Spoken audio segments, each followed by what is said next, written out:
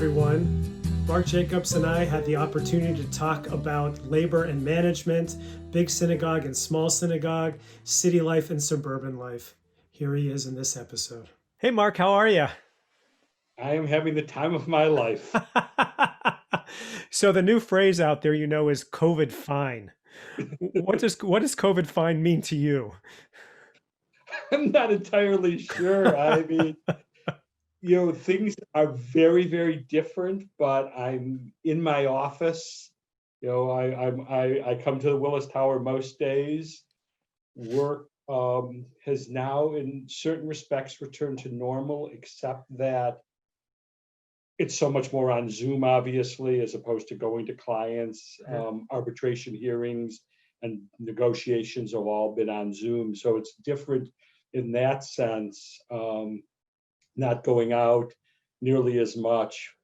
But, you just kind of adjust. It's been 6 months now, if not more.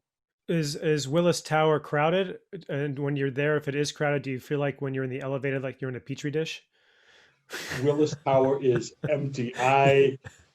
Most days I ride the elevator empty. Wow. There are very, very few people in our office. Although it was interesting that this morning, the garage I park in, because I've always driven, so I have a monthly spot, across the street, and the garage was for 8:15 in the morning was more full than it has been. There were more cars than usual. Now I think part of that is because it's the trader's garage, and so it could be that the floors are busy, the traders' floors are busier, because I didn't see anything busier in Willis. So you live in Chicago, in the actual city. Has the vibe been strange out on the streets? Yeah, in the Loop, has the vibe felt different? The loop is deserted. I mean, it really, that vibe isn't as different in our neighborhood. We live in Lakeview, and as you know, we have a golden retriever who we walk every morning, and so we see the same people walking the dog, and you see a lot of those same people. People are out. It's interesting that I had to run an errand and on Saturday, and the difference between Lincoln Park, so down Clark Street near Fullerton, where I had to go, and how the bars were much more crowded. Right. It was a Saturday afternoon, very few people wearing masks, as opposed to, what is it, a half mile, 3/4 of a mile further north. And our neighborhood, you see more masks, Wow. more people distanced. So I want to move into there's I told you I was thinking of questions on my way to starting this recording. There's one place where I want to go with you, but it's going to take me a while to get there. So kind of bear with me. There are certain people in the congregation that we know that if something needs to get done, before we know that it needs to get done, they're going to be on the phone calling us and saying, "How can we help you get it done?" You are one of those people who always anticipates that something needs to get done and is there to get it done. Where does that come from? Where do you get that? I think in adult life, it comes from having been a congregational president, from having been the vice president of Jewish Vocational Service. So it comes from that. I think way back, it comes from my father was always involved in charitable organizations. He always had kind of his charity, and he was like that. The other thing I've attributed it to over the years, and it's part of, should I call it my stump speech or my elevator speech when I talk to clients, is when I was 13, I won the 13-year-old age division in the national U.S. junior chess championship. And so at some level, you try and think of, yeah, although your son would still destroy me if I let him play me. But because of that, I think that you learn to think ahead. Oh, good. Yeah. And so I think that's part of it. But it's just, but I think it innately comes from the values that I learned of being of service. Somebody once asked me, how did I get on the board of JVS? And I said, because somebody I respected asked me. How did I become the president of congregation of my prior synagogue? Because somebody asked me. Be careful what. So everybody make note of that. Ask Marc Jacobs for stuff. I'm gonna come. Why am I doing this podcast this morning? Because you asked.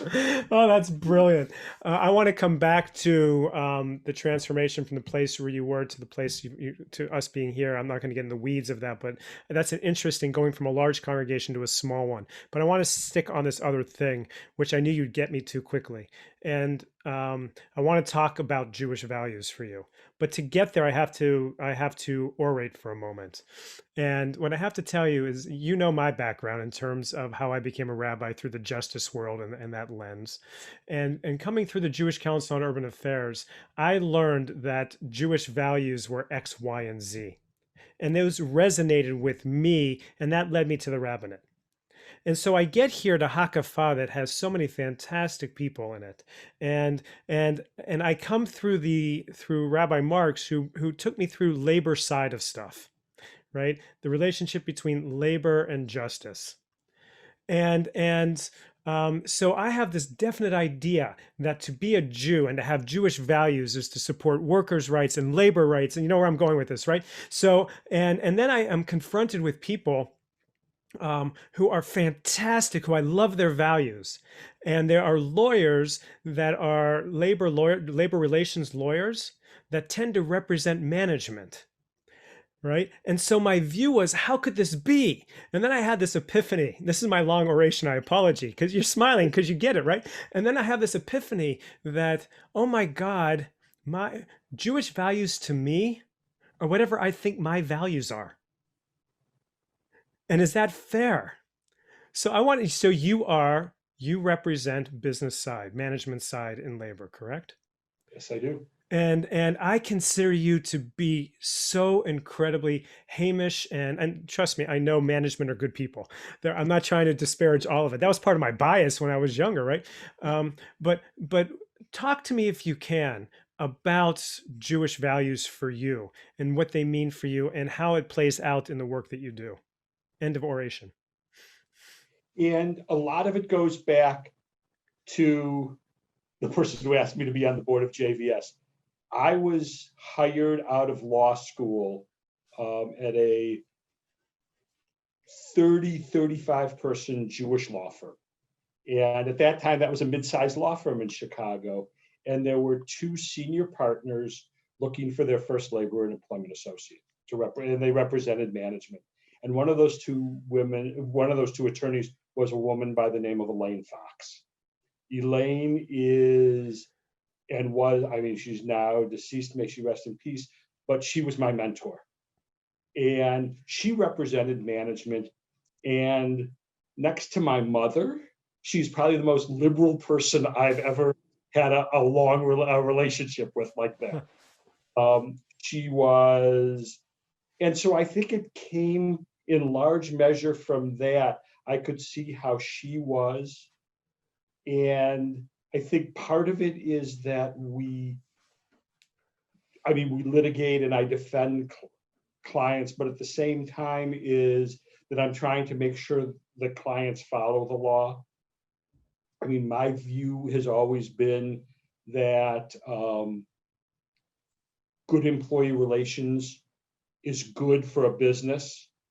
And I also believe that in any organization that your employees are your most valuable, important asset. And so it comes from kind of those background values that I expect clients to have in a way. And there's the old adage that people look like their dogs, which of course isn't true for me because I have this beautiful golden retriever. Oh, please go ahead. But my corollary to that has always been that people often act like they're lawyers. Oh, interesting. you pick a lawyer who is going to promote the same kind of values that you do, and is going to take the kind of approach to business that you do. Um, and so somebody who is out for the last penny, who's going to be miserable to their employees, who's going to engage in scorched earth litigation every time, they're not going to hire me. And they probably shouldn't. So it's going to be people who are going to share kind of the value or the outlook that I have. I'm going to come back in a minute to broaden that to Jewish values in general and what that means to, but I want to stick here for a moment if I can. Do you think it's possible in the American system and the way that the system or society views what is just? And I know that that is a red herring, okay, but from your perspective, is it possible for a business to be just towards its workers in our system, completely just, do you think? And what does that look like? Completely just? Probably not. I mean, there is no perfect world. There is no perfection. But I think that employers can be just. I think that employers can think about their other employees. I think it's harder when they're public because they have a obligation, in a sense, to their shareholders, and you have to balance that obligation as opposed to a smaller business where you have more control and how you're going to treat the individuals that with whom you work.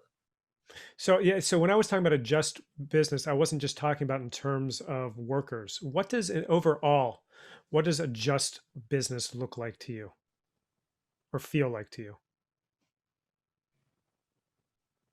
I think it begins by the fact that the business is treating all of its stakeholders fairly, and that it values all of those stakeholders.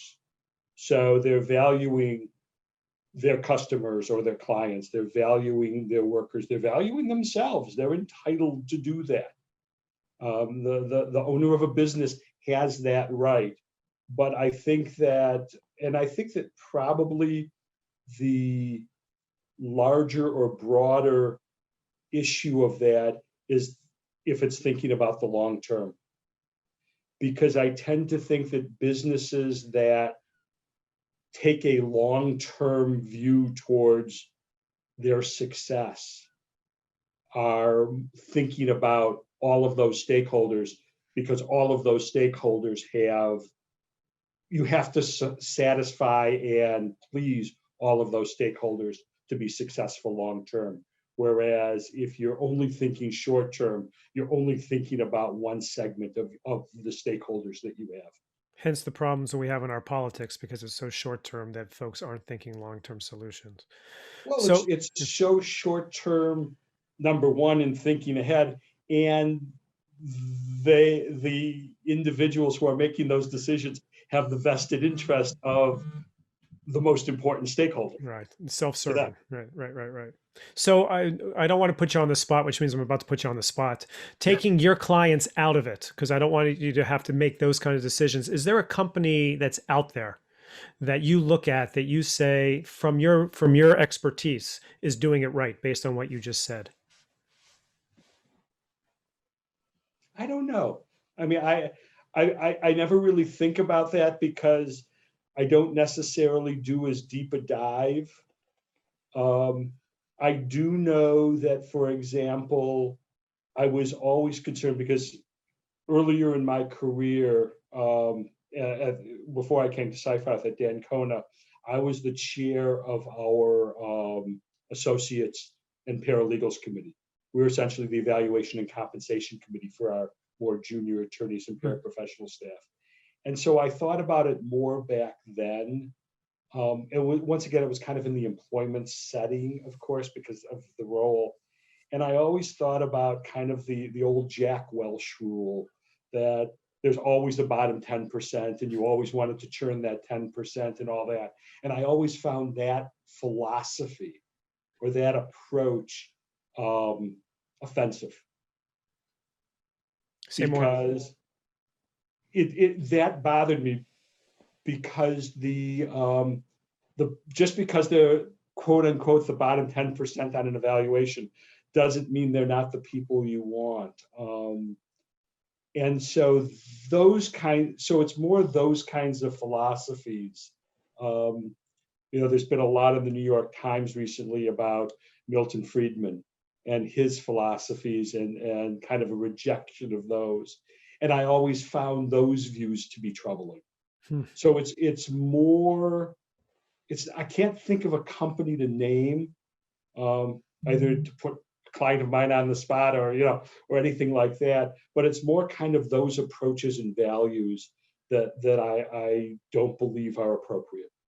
So let's take the step back, because I made the comment that I realized that Jewish values to me are whatever my values happen to be, and I didn't mean that just for me. I kind of think that that's kind of universal, and I will say that as a challenge to folks on the spectrum, the liberal spectrum where I am, right? Is that we believe that Judaism means X, Y, and Z.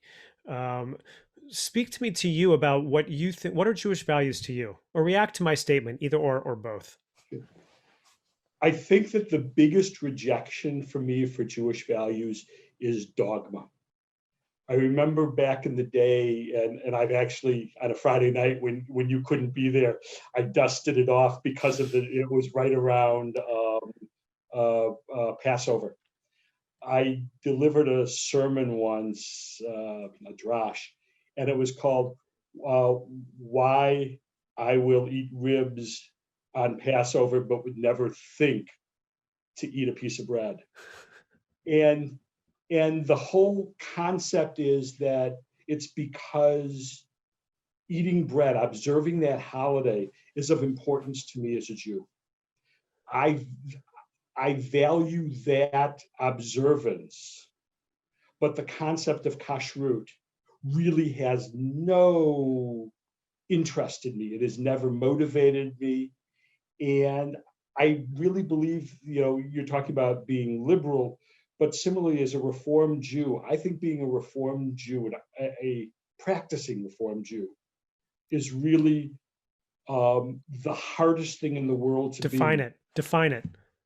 Well, it's because you have to make judgments for everything you do. You don't have a dogma. You don't have that set of rules that you're going to blindly follow, whether it's kashrut, whether it's I'm not going to ride in a car on Shabbos, whatever it may be. Rather, if you're an observant, participatory Reformed Jew, you're actually making decisions based on your value set and what's important to you for everything you do as a Reformed Jew. And because you have to go through that struggle and go through that decision-making process, and if you're being thoughtful about it, that's the hardest thing there is.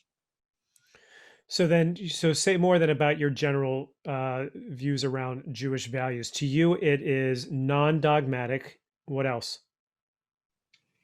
It is first and foremost trying to be nice to people and being helpful. Jews be nice to people? What do Yes. you mean? What do you mean? What do you mean? Do you want me to be nice to you? It would be helpful. It would have been nice. Now we're talking. We're showing our shoulders. Okay, go on. I mean, you could have been nice and told me what you were going to ask me ahead of time. I didn't know what I was going to ask you ahead of time. I'm kidding.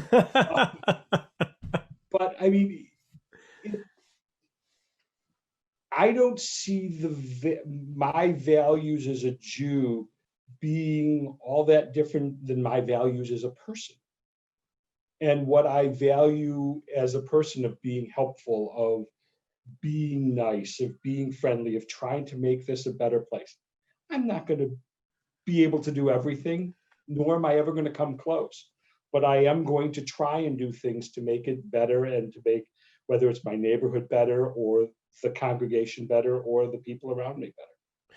Is Stephen Miller, your perception from afar? Stephen Miller, he's the guy who came up with the immigration. He's President Trump's immigration czar, quote unquote. Do you grew up in the Reform movement? Do you believe? Let's project because you don't know him. So I'm asking you the impossible. Do you think he's living Jewish values, Reformed Jewish values, if he has educated himself and chosen this to be the values that he has based on that? No, Why? And how is that fair? I mean, What if he's doing if it nicely? he's living the values that I have as a Reformed Jew, then I don't think so. I don't think that his treatment of other people reflect the values of kindness and of making the world a better place. But that gets to the core of the difference between the tension between particularism and universality and universalism. Because what I'm hearing you say then is that it is not a Jewish value to be particularist. Now, he's not doing it for Jews necessarily, he's doing it for the United States. But is that a fair thing? I mean, we're now doing pill pull. We're going back and forth on this. What's the relationship in terms of Jewish values between Judeo-centric and universal kind of belief for all of humanity? I think that there's a true tension, because at the same time as you say, as I say those things that I consider to be the Jewish values, and you don't want to be trite and talk about just repairing the world and tikkun olam, all those are really the values. I mean, it becomes a very difficult or a more difficult conversation when you think about how you treat others is about how you treat other Jews, or how you consider Israel. Those are tensions that I think I think we struggle with, and I don't know that I know the answer. I'm certainly not probably the brilliant person to ask for that answer. Oh no, I think you're a pretty brilliant person because you've got an opinion and you're Jewish. So that's so. Do you lean Are more those to? different? Oh, zinger to the rabbi. Well, no, but there are no, we're all human, right? But I do think that we're brought up with different worldviews and different orientations. I think that a Christian orientation is different than a Jewish orientation. Even if the goal is still to be a nice person and to do what's right in the world, it comes with, from a different perspective. Not better, Oh, not worse, very but different. different, right? I happen to like the one I was brought up in. And I'm sure Christians like the one that. So, but do you feel in terms of Jewish values more of a predilection? This might sound like an obvious question based on this, but I don't think so. A predilection towards the universal or towards the particular when you think of Jewish values, not your human values, but your Jewish values. I think that because I think of them as one, I've never really tried to sort out what do I value because I'm Jewish and what do I value because I'm a human and was raised in a certain way, although I was raised as a Jew, obviously. Um, I tend to think that the values that I have are universal, but at the same time, that's Tell that to because I Stephen Miller. picked them. Right? Yeah. No, that's hence my point here. So you came to Hakafah when Rose was in sixth grade, No, she seventh grade, was fifth, just starting seventh because it seventh grade. was The bat mitzvah, and it was right by the 7 months. bat mitzvah. I wasn't sure if it was a year or 7 months. And Katie was then in fourth grade, fifth grade. Okay, fifth grade. No, fourth No, grade. she was, yeah, fourth Fourth grade. grade. Okay. So you came here, and we're going to come to that narrative in a moment. When you brought your kids to religious school, I sense for you it was a given that your kids were going to go to religious school. And for you, the commitment that you made to schlep your kids up here from Lakeview twice a week, sometimes more, sometimes less, but you're fully committed to it, right? It always amazes me that the people that are the farthest away are always managed to get here, and the people that are closest have difficulty. But that's another story, right? What did you expect us to teach your kids? When you talk, I always get from people, we want you to teach them Jewish values. What did you expect us to teach your kids? I expected them to learn, or my hope was, I don't know whether it was an expectation, was that they were going to learn that the values that I thought they were learning could be put in action. That the value the sense that I got about Hakafa, and you know, at some levels, Hakafa is more liberal than I am, if you were to look at a spectrum, but I think we share the same values. Um, the sense I got was that Hakafa lived those values and tried to put those values in action. Sometimes more than I'd want, but at the end of the day, that's better. I want to come back to that in a moment. Boy, you just give me openings, openings upon openings. Okay, so did you only want us to teach them values? Because if kashrut doesn't matter to you, should we be teaching your kids the value of keeping kosher so that they can choose for themselves?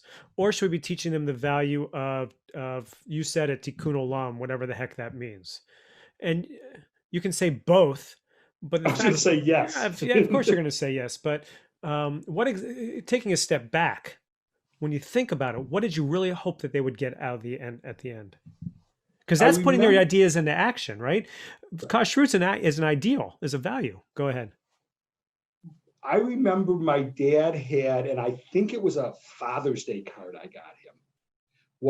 And it was kind of artistic, but it was what was said, and it's an old African proverb, and it says the best things you can provide for your children are roots and wings. And then you open the card and said, "Thank you for providing both." And I really believe that, and that's the reason I would say I wanted you to teach them both, Hmm. because those are decisions they have to make.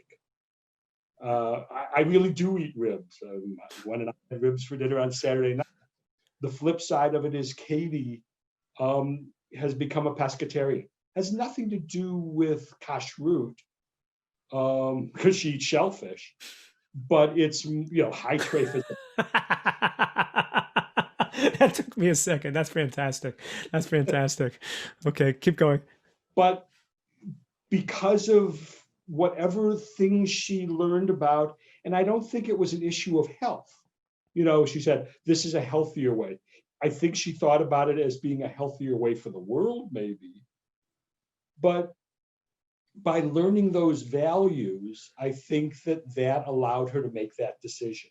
Yeah, but she didn't learn any of that from us, right? The majority of the values that your kids get and have gotten are from the two of you or from Gwen and you. They're not from us. So what exactly does that mean that they're going to come to us and learn to put them in action? That you teach them how to eat in the world and then we take them out for cheeseburgers? What do you mean by it? No, because you wouldn't eat a cheeseburger. The other people at the table after we go and do Oh, the some of the food kids pantry would. did eat cheeseburgers. Some of the kids, yes, exactly. You've been there. You got that, right? Yeah, you gave me a look and I'm like, right? You know?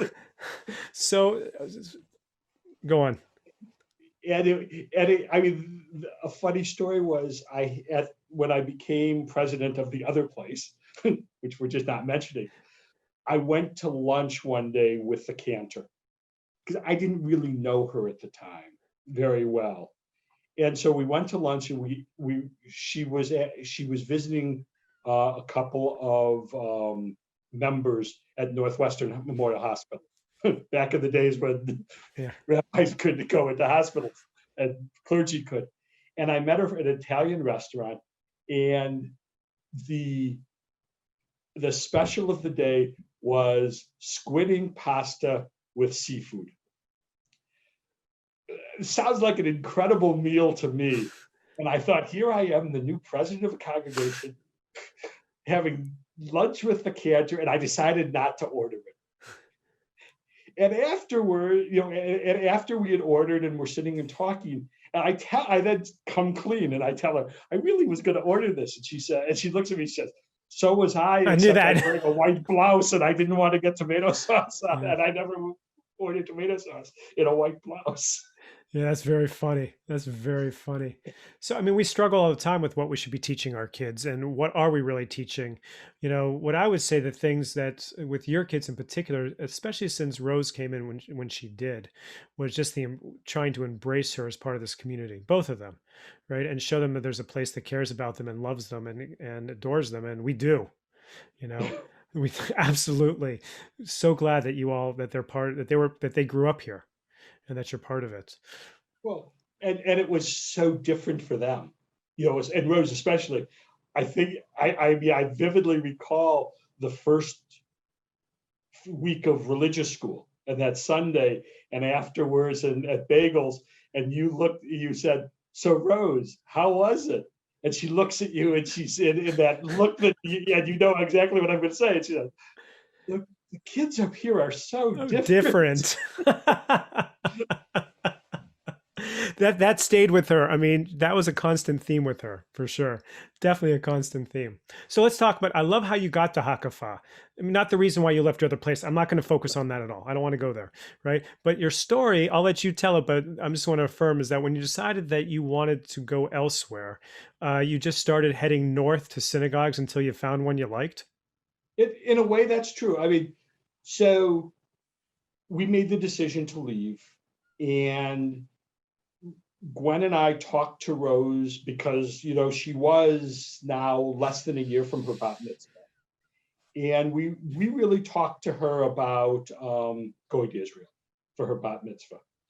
I was very much done with Jewish communal service I in, see. in, in my own mind. Little did I know I that see. I wasn't going to be done, but and and so that was a real issue for me.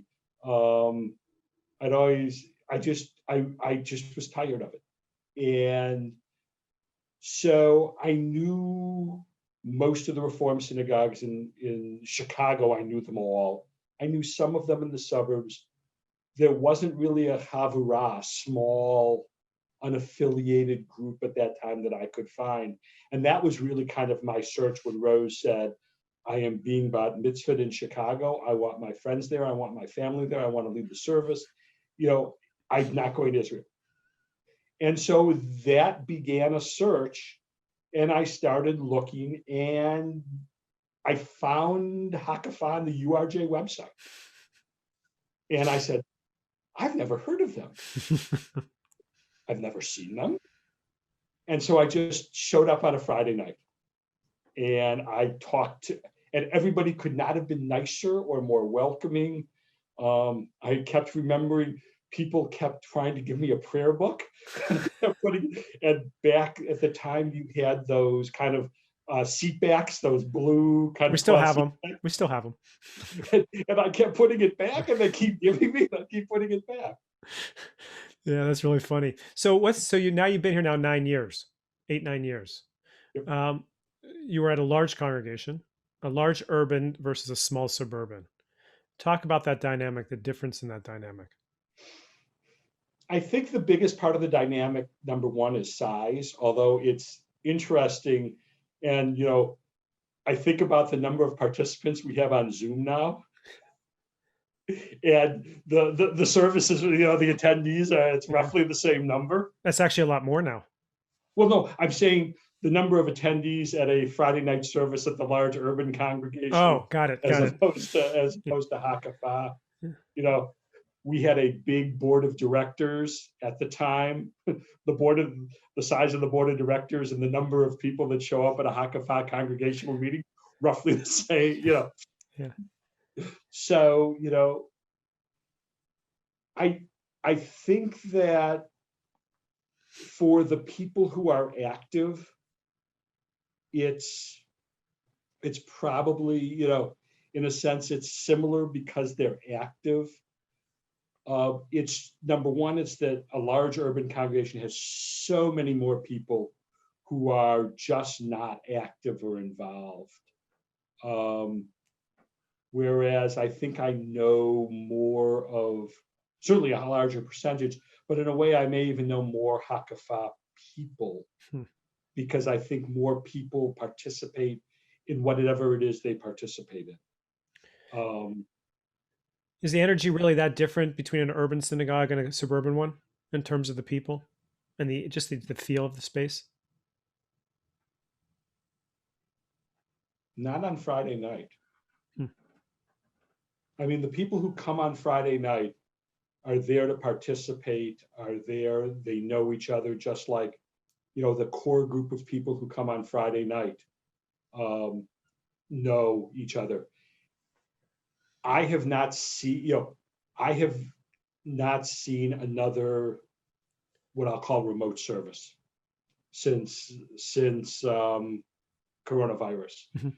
because if I need to go to service, I can go. Whereas before then, I traveled some on business, and on Friday night I go to a service in a city or town, wherever it was, and it could be some small, community, rural community, or it could be, Central Synagogue in New York. So it's hard to get a sense of what things are like now. Why do you go to Why did you go to services wherever you went? Because Shabbat was important to me. Ask the rabbi. Say more. Yeah, Shabbat was important to you. Say more. no, there is a rabbi who I remember teaching when I first started going on a regular basis, who said Shabbat is kind of that break. It's that, and I drive, I do other stuff. I don't sit in the synagogue all day, but Shabbat was that kind of that moment to take a deep breath. I will almost never make a big decision during the week. I wait till after Shabbat. Really? I would never, when I was a congregational president, I greet everybody, but I talk nothing about the congregation on Shabbat. If you asked me something on Thursday, I said we'll talk on Monday. I mean, I really tried to embrace that concept, Wow. that it was just a break in time. The island on the sea of time. There are all those metaphors, and I try and live up to that. I made I started realizing back in 2008, 2007, somewhere around there, largely because of my involvement with non-for-profits, largely Jewish, that and I tell this to all the officers at the beginning of their terms now, every time, is that my goal, if I can have a goal as the rabbi of a congregation and a Jewish organization, is that you love this place as much as or more than you do now when you're done with your term, as opposed to when you start. What is it about Jewish communal life that burns people out so you have a reaction like you had of, I want nothing to do with Jewish communal life for a while? What is it in general? What do you think that is? Because it's across the board. You mean the threat that I made that I was going to write my memoir and say how being a temple president made me an anti-Semite? is that what you're going? No, I'm not, because that's weeds. I don't No, want I'm weeds. kidding. This is overall because you went back to you went to JVS, right? And what is it in general about? And it might also be a non-Jewish. I'm sure it's in non-Jewish organizations as well. But respond. Well, I mean, the JVS, I first went on the board because Elaine Fox asked me. She was very involved in JVS. And I went on the board in 2000. And I worked my way up to vice president and then in the early 2010, so about 2012, JVS essentially affiliated with, and ultimately we merged into Jewish Child and Family Services. And at the time that affiliation took place, Elaine was the president of JVS, and I was one of the two vice presidents, and likely would have become the next president, simply because of the age of the person who was the other vice president at the time. And so I was going through that as well, and I stayed for the obvious reason. Elaine was so burnt out that she couldn't do it anymore, and she said, "Marc, please stay to help in the transition." Hmm. And so I did. And so I stayed, and but it is time consuming. And so it takes you away from other things that you might want to do. And people can be very argumentative. But isn't that the Jewish value that you value, right? I mean, you made the comment about us as a synagogue that we go farther than you would like, but you think that's a good thing. I mean, that creates what I took from that is that you appreciate the creative tension. So do you want the creative tension or do you not want it? I want the creative tension. The issue comes up of two things. Number one is what's motivating it. Hmm. And number two is there's a point. And I think too often the line is crossed. I mean, we had and I was just communicating with, Rabbi Dina Bodian, who is the rabbi at Wellesley, where Hmm. Katie goes to Hmm. school. And I was just communicating because they had what may have been an anti-Semitic Oh. incident. They found the belief is it's not. They found what looked like a swastika way out in the woods on a stone. Hmm. But given the location, the fact that it was done in easily washed off charcoal, they're not sure. But it's raised some tension. And I was communicating with Dina about it because when I believe I was still vice president of the old congregation, we had a Molotov cocktail incident. And at the time, she was a rabbi at Anshe Emet. And so she remembers the incident vividly as of course I do. And the congregation, a large preschool, Katie was still in preschool. And I was taking a lot of the calls and dealing with a lot of the parents. And this parent wants to know every safety protocol we had. What are we doing?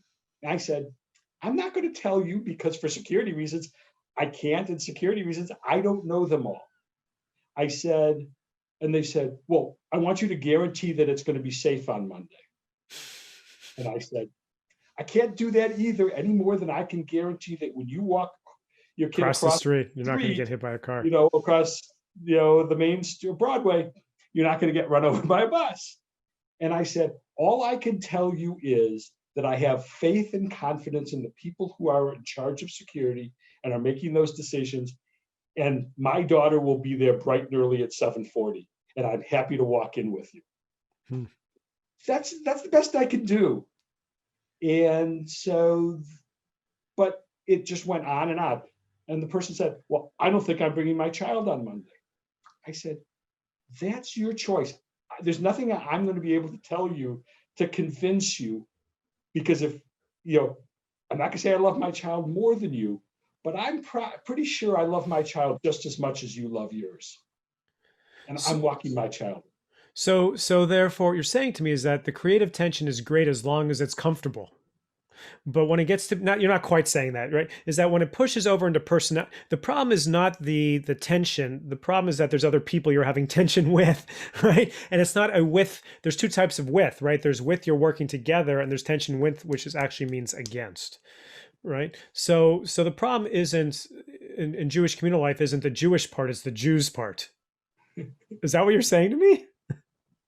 Sometimes, I'd rather have Israel mean hugging with God than wrestling with God. Mm-hmm. It just doesn't say that. Yeah, What? it just doesn't mean that, right? I know I that, know, I but know. and but you're asking why you get burnt out. I did it and I still do things, but I think that's a lot of the reason that you see the burnout. Hmm. Is that the struggle gets tiring. And that doesn't mean that I won't do it again. After 19 years, I finally stepped off of the JCFS, 19 combined years with JVS. In No September, one I should be stepped on off. a board for 19 years, for the record. No one should be on a board for 19 years. And JCFS has a rule that you can't be, but because it didn't apply for the time I was, on JVS, Yeah. I just said, it's just time. Yeah.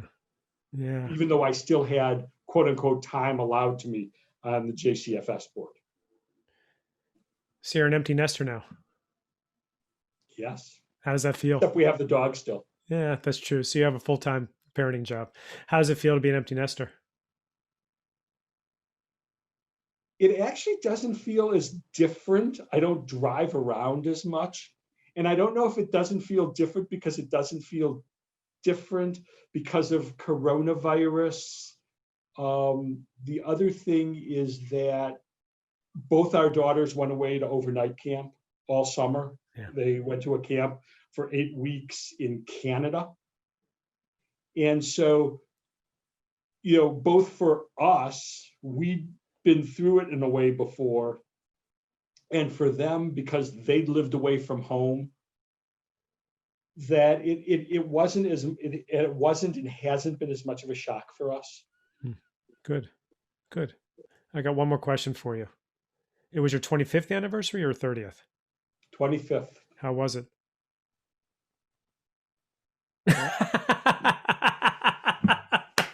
Once again, it's because it was of COVID coronavirus. fine. It was COVID fine, right? I mean, originally when we talked about going away, and this was a year ago, we were going to go to Italy and essentially redo our honeymoon. Yeah. So that was the first thought. And then we decided we have not been to Israel. I've been to Israel once when I was 16. I spent a summer there on a study mission. Gwen was there once with her family, with her extended family, her aunts and uncles. They rented a van and spent a fair amount of time there. The girls, well, now Katie has been there because of Diller. But Gwen and I had decided instead of Italy, we were going to go to Israel. And then that fell apart because of coronavirus. Then we decided we were going to go to the Upper Peninsula of Michigan because we won't get on a plane. We were going to drive to the UP to go to, is it Pictured Rocks, I think it is, to the National Seashore up there. We were going to take a boat trip, to see the cliffs. And then they had a huge spike in cases and we decided not to go there. So we literally, Thursday night was our anniversary. It was a beautiful night. It was that last warm night. So we actually went out to dinner to a restaurant with a patio with an outdoor seating. So we actually got to go out to dinner. Good. But we were home at 8:15, or we would have been, except that Gwen had an emergency at work. I had to go and see patients from 9 until 2 in the morning. So it was just, we've decided we're going to celebrate our 26th. There you go. Celebrate your 26th. Marc, thanks for spending the time. It's great schmoozing with you. It really is. And and I tell you this all the time. Even if you weren't as helpful as you are, I am so thankful that your family came to Hakafa. So thankful. And Rose knows what I think about her. Katie knows what I think about her. The two of you, I hope, know what I think of you guys. I'm just so happy you're part of us. Stay here for a long time, will you, please? We appreciate everything you've done for them. It's mutual. So, all right. With that, I say that's it. Until our next episode, I hope you enjoyed it. Take care, everyone.